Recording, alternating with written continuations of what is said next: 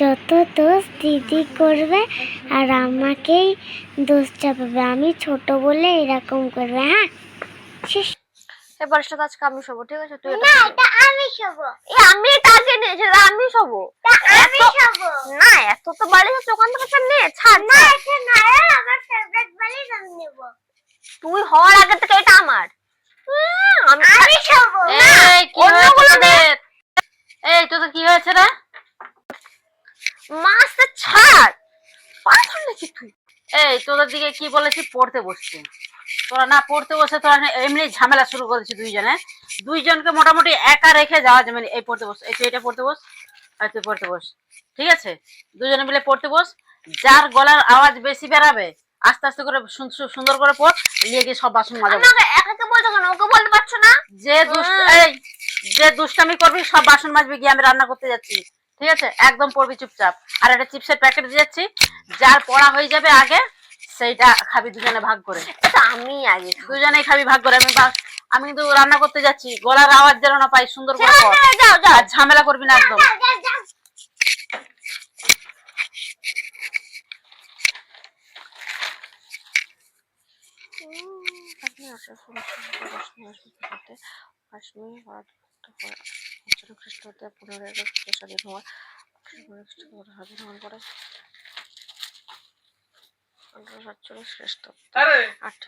কি করছিস?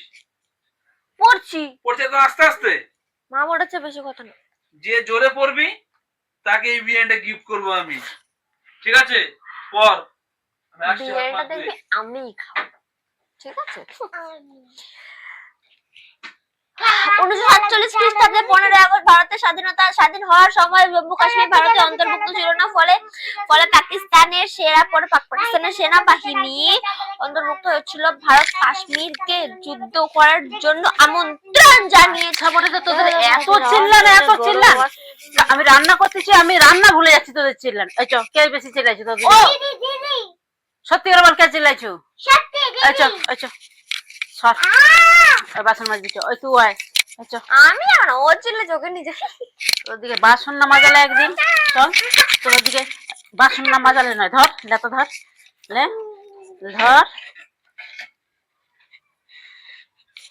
লে মাছ। বাসন মেজে ভাত খাবি, তোদের পড়াশোনা আর করতে হবে না, ঠিক আছে?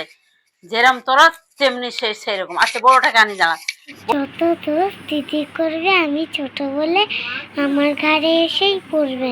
হ্যাঁ কিরে কেমন মাজলি বাসন?